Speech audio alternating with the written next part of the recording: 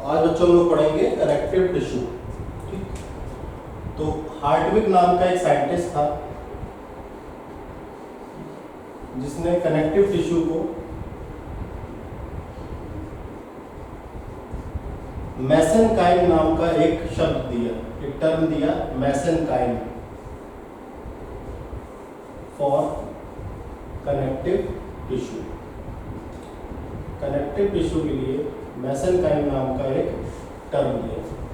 ठीक है,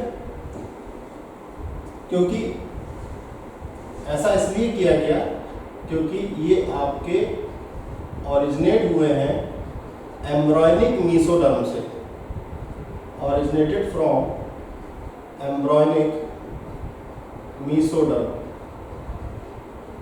embryonic mesoderm से आपके कनेक्टिव टिश्यू जो है ओरिजिनेट हुए हैं, इसलिए हार्टविक ने इसको टर्म नाम दिया मेसेनकाइम। सबसे ज्यादा पाया जाने वाला टिश्यू है, इट इज मोस्ट एबुंडेंट टिश्यू, सबसे ज्यादा पाया जाने वाला ये टिश्यू है और इसका काम है सपोर्ट करना और आपस में ऑर्गन्स को लिंक करना, फॉर सपोर्टिंग एंड लिंकिंग। ठीक, तो कनेक्टिव टिश्यू कितने प्रकार के होते हैं? 3 प्रकार के होते हैं आपके connective tissue. Connective tissues are of 3 types. Connective tissues जो हैं आपके 3 टाइप के हैं और ऑफ 3 टाइप्स। पहला है कनेक्टिव टिश्यू प्रॉपर, पहला है आपका connective tissue proper. Connective tissue proper की बात करें तो इसकी मैट्रिक्स जो है वो सॉफ्ट और फाइब्रस होती है। इसकी जो मैट्रिक्स है वो काफी नरम और रेशेदार होती है, फाइब्रस। ठीक, दूसरा आपका जो कनेक्टिव टिश्यू का टाइप आता है वो है connective tissue skeleton. This is your connective tissue, connective tissue skeleton. Connective tissue skeleton की बात करें तो इसकी मैट्रिक्स काफी ज्यादा डेंस और मिनरलाइज्ड है, डेंस एंड मिनरलाइज्ड मैट्रिक्स है, डेंस और मिनरलाइज्ड मैट्रिक्स है और मिनरल्स के डिपोजिशन की वजह से ये काफी हार्ड होती है। ठीक, तीसरा माना जाता है connective tissue, connective tissue vascular, connective tissue vascular. तो ये आपकी लिक्विड और फाइबर फ्री मैट्रिक्स है, लिक्विड और फाइबर्स फ्री मैट्रिक्स है। तो ये 3 प्रकार के आपके कनेक्टिव टिश्यू होते हैं। पहला है कनेक्टिव टिश्यू प्रॉपर, दूसरा है कनेक्टिव टिश्यू स्केलेटन और तीसरा है कनेक्टिव टिश्यू वेस्कुलर। पहले टाइप की कनेक्टिव टिश्यू की जो मैट्रिक्स है वो सॉफ्ट और फाइब्रस है। दूसरे कनेक्टिव टिश्यू का जो स्केलेटन है, मैट्रिक्स है, वो डेंस और मिनरलाइज्ड मैट्रिक्स है, जिस वजह से ये काफी हार्ड होती है, hard due to mineralisation, hard due to mineralisation. ठीक, और तीसरा जो हमारा कनेक्टिव टिश्यू है जिसको हम कनेक्टिव टिश्यू वेस्कुलर बोलते हैं, ये आपका लिक्विड और फाइबर फ्री मैट्रिक्स है। तो ओवरऑल अगर हम देखें तो 3 प्रकार के हमारे पास कनेक्टिव टिश्यू है। यहां पे इसका एक चार्ट बना देते हैं। अगर ओवरऑल एक चार्ट की बात करें कनेक्टिव टिश्यू की, तो पहले 3 जो क्लासिफिकेशन हुए हैं, लूज कनेक्टिव टिश्यू बोलेंगे। फर्स्ट है आपका loose connective tissue, loose connective tissue. Loose connective tissue की अगर बात की जाए तो यहां पे मोर मैट्रिक्स है और लेस फाइबर है, मोर मैट्रिक्स और लेस फाइबर्स है। फिर आता है आपका dense connective tissue, dense connective tissue, यहां पे मोर फाइबर्स और लेस मैट्रिक्स है, मोर फाइबर्स और लेस मैट्रिक्स है। तीसरा है आपका specialised connective tissue, specialised connective tissue. तो लूज कनेक्टिव टिश्यू में हमारे दो पार्ट आ जाते हैं, एक आ जाता है एरियोलर टिश्यू, एरियोलर टिश्यू, और दूसरा आ जाता है एडिपोज टिश्यू, एडिपोज टिश्यू। यहां पे आपके दो पार्ट आ जाते हैं, एक आता है dense regular tissue, dense regular tissue, और इस तरफ आ जाता है dense irregular tissue, dense irregular tissue. Specialised connective tissue की अगर हम बात करें तो यहां पे हमारे एक आ जाता है skeletal connective tissue, skeletal connective tissue, दूसरा आ जाता है फ्लूइड कनेक्टिव टिश्यू। तो स्केलेटल कनेक्टिव टिश्यू की अगर हम बात करें तो इसके एग्जांपल हैं कार्टिलेज और बोन, और फ्लूइड कनेक्टिव टिश्यू की बात करें तो यहां पे आ जाता है ब्लड और लिम्फ।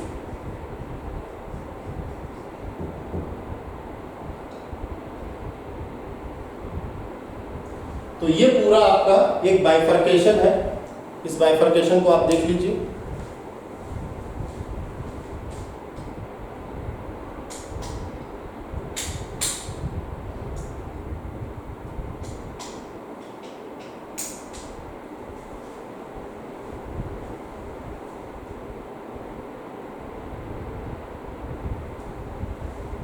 उसको नोट डाउन कर लीजिए, जो भी हमने अभी कनेक्टिव टिश्यू के बारे में बताई है बातें, कि इसको हार्डविक नाम के साइंटिस्ट ने मेसेनकाइम टर्म दिया था, क्योंकि ये एम्ब्रायोनिक मेसोडर्म नाम की जर्मिनल लेयर से ओरिजिनेट होता है।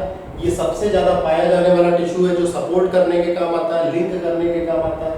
कनेक्टिव टिश्यू 3 प्रकार के होते हैं। पहला प्रकार है कनेक्टिव टिश्यू प्रॉपर, जिसमें मैट्रिक्स सॉफ्ट और फाइब्रस होती है। दूसरा कनेक्टिव टिश्यू स्केलेटन, जिसमें डेंस और मिनरलाइज्ड मैट्रिक्स होती है। कनेक्टिव टिश्यू वैस्कुलर, जिसमें लिक्विड और फाइबर फ्री मैट्रिक्स होती है। तो कनेक्टिव टिश्यू की अगर हम बात करें तो loose connective tissue, dense connective tissue और स्पेशलाइज्ड कनेक्टिव टिश्यू।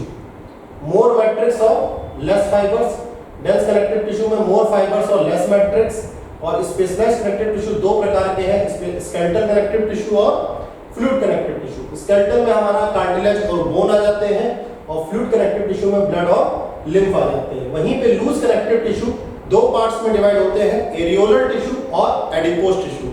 तो please right it down.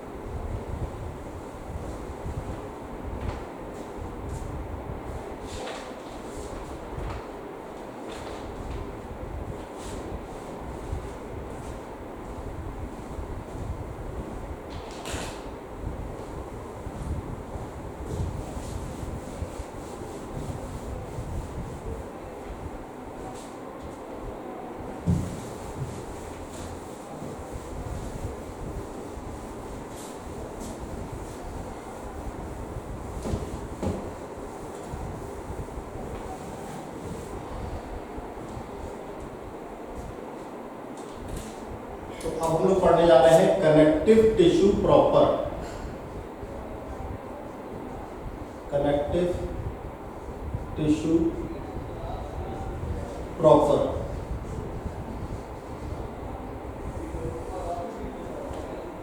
Connective tissue proper पढ़ने जा रहे हैं। ठीक, कनेक्टिव टिश्यू प्रॉपर की बात करी जाए तो इसमें 3 पार्ट आ जाते हैं। पहला है different types of cells. Different types of cells, विभिन्न प्रकार की कोशिकाएं आ जाती हैं। दूसरा आपका पोर्शन इसमें आ जाता है फाइबर्स, और तीसरा आ जाता है मैट्रिक्स।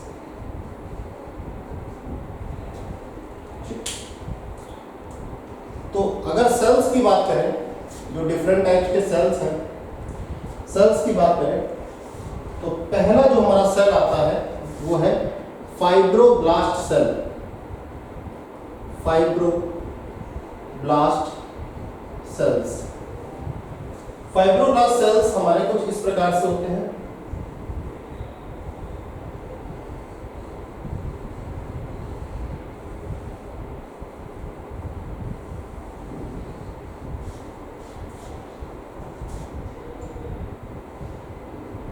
इस प्रकार के हमारे फाइब्रोब्लास्ट सेल्स होते हैं।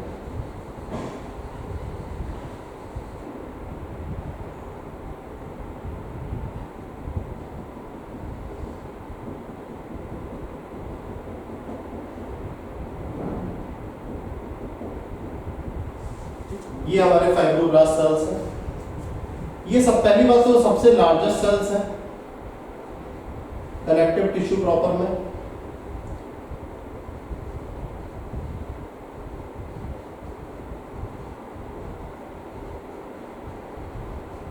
सबसे बड़े सेल्स है, सबसे ज्यादा संख्या में पाए जाते हैं, मैक्सिमम इन नंबर। दूसरी बात ये आती है कि इनका जो साइटोप्लाज्म होता है वो ब्रांच है। आप देख रहे हैं कि जो ये पूरा साइटोप्लाज्म है वो कई ब्रांचेस में है। तो यहां पे ब्रांच साइटोप्लाज्म होते हैं। ब्रांच साइटोप्लाज्म, आप देखेंगे कि यहाँ पे ब्रांच साइटोप्लाज्म प्रोसेसेस होती है जो कि अराइज करती है।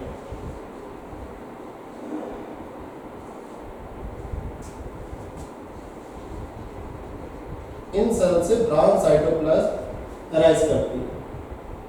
मेन फंक्शन इन फाइब्रोब्लास्ट सेल का, जैसा कि नाम है इनका फाइब्रोब्लास्ट सेल, तो मेन फंक्शन जो है फाइबर्स प्रोड्यूस करना है।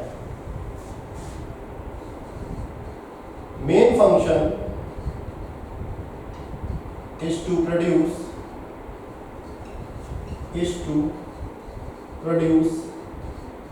fibers। मेन फंक्शन की अगर आप बात करें तो फाइबर्स प्रोड्यूस करना है, और ये फाइबर्स आपके प्रोटीन के बने होते हैं। Fibres are composed of proteins. इन अगर फाइबर्स की बात करें तो ये फाइबर्स आपके प्रोटीन के बने होते हैं। तो मैक्सिमम जो पार्ट है, मैट्रिक्स पार्ट है आपका कनेक्टिव टिश्यू प्रॉपर का, ठीक, तो ये एक प्रकार से चीफ मैट्रिक्स प्रोड्यूसिंग सेल है। इनको आप कह सकते हैं chief matrix producing sales. Chief matrix producing sales. Maximum matrix इन्हीं के द्वारा बनाई जाती है, इन्हीं के द्वारा बनती है।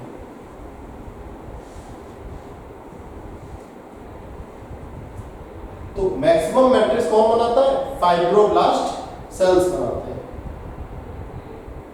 तो इनके अगर फंक्शंस की बात करें तो इनके 2 फंक्शंस हैं। पहला फंक्शन है कि ये आपके फाइबर्स प्रोड्यूस करते हैं, टू प्रोड्यूस फाइबर्स, और दूसरा फंक्शन है इनका कि ये आपके मैट्रिक्स सीक्रेट करते हैं, टू सीक्रेट मैट्रिक्स।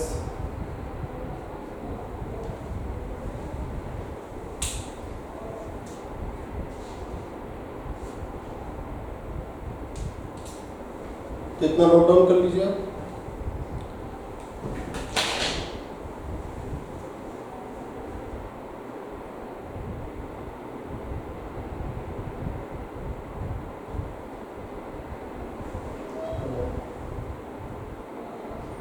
क्लास में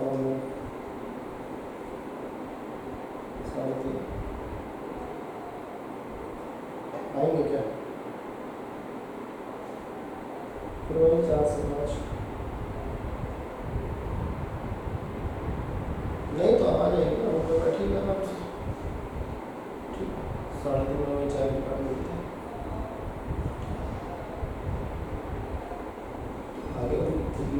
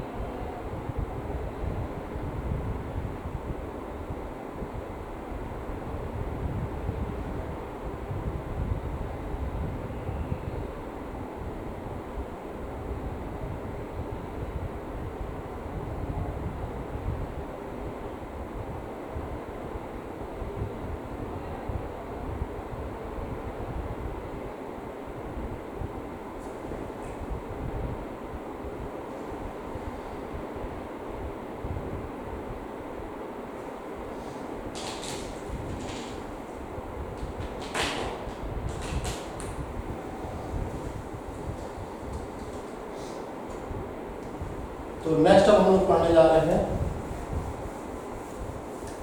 मैक्रोफेजेस।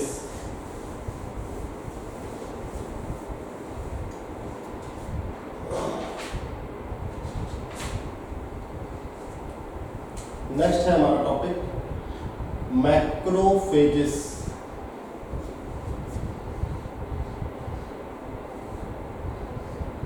जिसको हम हिस्टियोसाइट भी कहते हैं। मैक्रोफेजेस जिसको हम हिस्टियोसाइट भी कहते हैं।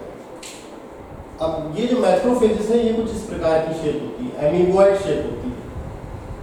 This is your amoeboid shape.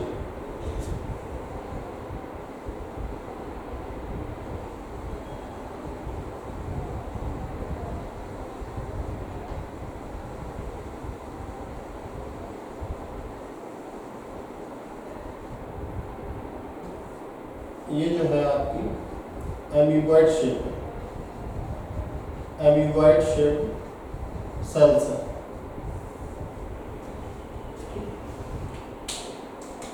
तो इनका जो न्यूक्लियस होता है, इनका जो ये न्यूक्लियस आप देख रहे हैं ये किडनी शेप्ड न्यूक्लियस है। This is kidney shaped nucleus. ठीक है, यहां पे आप देखेंगे कि साइटोप्लाज्म की जो क्वांटिटी है वो काफी ज्यादा बड़ी है। साइटोप्लाज्म की जो क्वांटिटी है वो ज्यादा है, is more, but A granular cytoplasm है। कैसा है? ए ग्रेन्युलर साइटोप्लाज्म।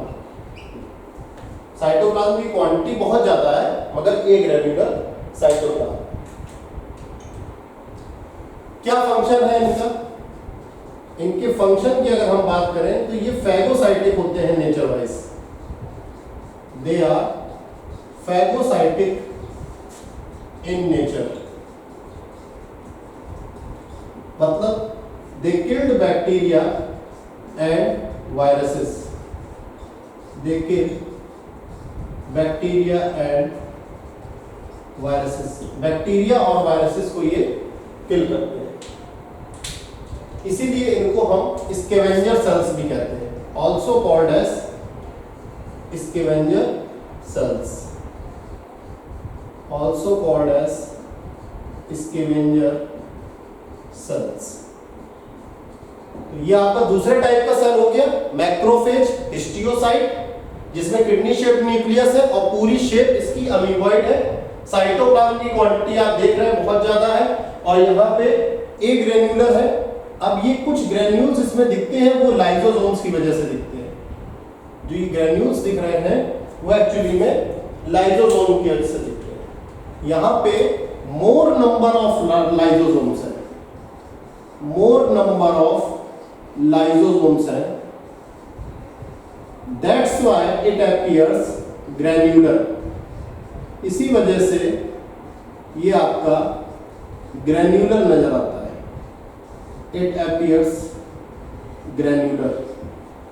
इसी वजह से ये ग्रेन्युलर नजर आता है। ठीक, तो इतना नोट डाउन कर लीजिए, फिर आगे पढ़ाते हैं।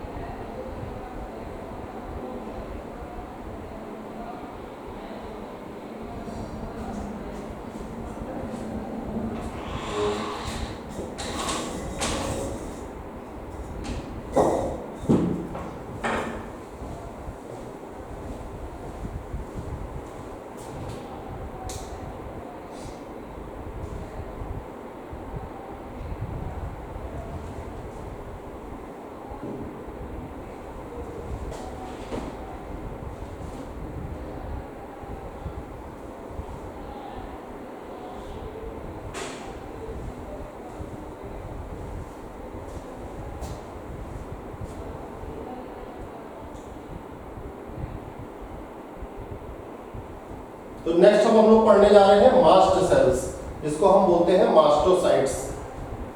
तो नेक्स्ट हम पढ़ने जा रहे हैं मास्ट सेल्स।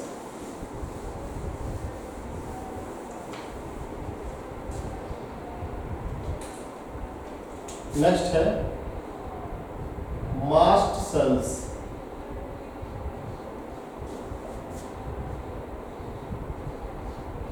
इसको हम बोलते हैं मास्टोसाइट्स। अब देखिए मास्ट सेल कैसा होता है, ये आपका बेसोफिल की तरीके लगता है, और यहां पे जो न्यूक्लियस है वो आपका एस शेप्ड न्यूक्लियस है।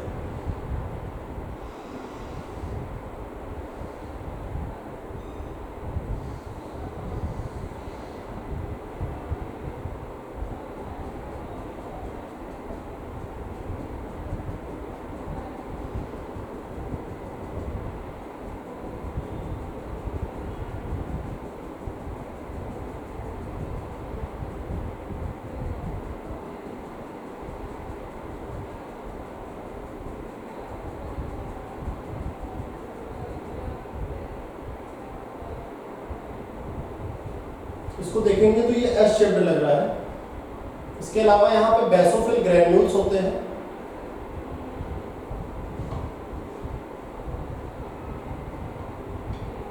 ये यहाँ पे बेसोफिलिक ग्रेन्यूल्स है।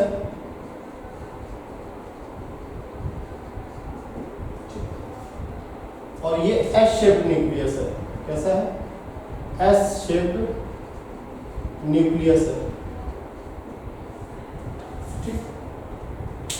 तो मास्ट सेल की बात की जाए तो पहला पॉइंट इसमें ये आता है कि अमीबॉइडल शेप है। अमीबॉइडल शेप है, ठीक। दूसरी बात, ये बेसोफिल्स की तरीके लगते हैं जो कि ब्लड में पाए जाते हैं।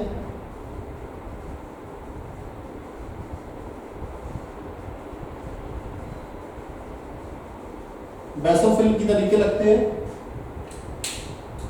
एस शेप्ड न्यूक्लियस होता है। एस शेप्ड न्यूक्लियस है इनका, और इस न्यूक्लियस में 2 से 3 लोब्स हैं, 2 और 3 लोब्स हैं। सबसे इंपॉर्टेंट सेल है ये कनेक्टिव टिश्यू प्रॉपर का, सबसे इंपॉर्टेंट सेल। क्यों इंपॉर्टेंट है? क्योंकि इसमें 2 इंपॉर्टेंट केमिकल सीक्रेट होते हैं। एक का नाम है हिस्टामिन और दूसरा है आपका सेरोटोनिन। हिस्टामिन और सेरोटोनिन। तो देखिए जो हिस्टामिन है वो अमीनो एसिड का डेरिवेटिव है, अमीनो एसिड का एक प्रोडक्ट है। तो हिस्टामिन क्या है आपका? Amino acid derivative. Amino acid derivative. अब बात आती है कि ये जो हिस्टामिन है ये काम क्या करता है? इसका काम है ब्लड वेसल्स को डायलेट कर देना, यानी ये वेसो डायलेटर का काम करता है। ब्लड वेसल को डायलेट कर देता है और ब्लड का सर्कुलेशन बढ़ा देता है। It acts as vasodilator, vasodilator and increases blood circulation, और ब्लड सर्कुलेशन को इंक्रीज कर देता है। ब्लड कैपिलरीज की परमेबिलिटी को भी बढ़ा देता है। It also increases permeability of blood capillaries, permeability of blood capillaries, ठीक। तो ब्लड कैपिलरीज की परमेबिलिटी को भी ये बढ़ा देता है। तो जब कभी बॉडी में एलर्जिक सब्सटेंस हमारे अंदर आ जाते हैं तो मास्ट सेल सबसे पहले क्या करता है? हिस्टामिन को सीक्रेट करता है, और हिस्टामिन में के जरिए ब्लड कैपिलरीज से ब्लड जो है WBC के साथ आता है और इंटरसेलुलर स्पेसिस में एक्यूमुलेट हो जाता है। ठीक है, तो ये एंटी एलर्जन है, एंटी एलर्जिक है। ठीक, तो डिफेंस मैकेनिज्म को ये पूरी तरीके से मेंटेन करता है। हिस्टामिन क्या करता है? डिफेंस मैकेनिज्म को पूरी तरीके से मेंटेन करता है। अब बात आती है सेरोटोनिन की। तो सेरोटोनिन को भी हम अमीनो एसिड डेरिवेटिव कह सकते हैं। This is also amino acid derivative, amino acid derivative कह सकते हैं।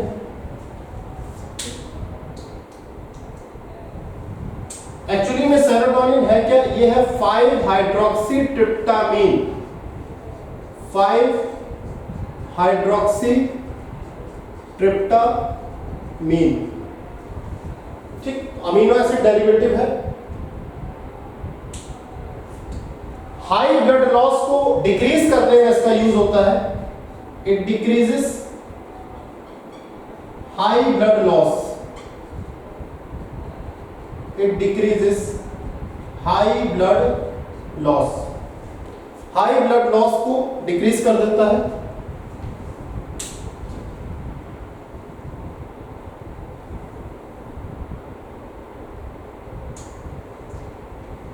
तो इसको नोट डाउन कर लीजिए बच्चों। आज के लिए इतना ही रखते हैं। कल हम लोग बाकी के सेल्स पढ़ेंगे। एडिपोज सेल्स क्या है, लिम्फोसाइट्स क्या है, प्लाज्मा सेल क्या है और फाइबर्स क्या है। ठीक, मंडे को हम लोग मिलते हैं। Thank you.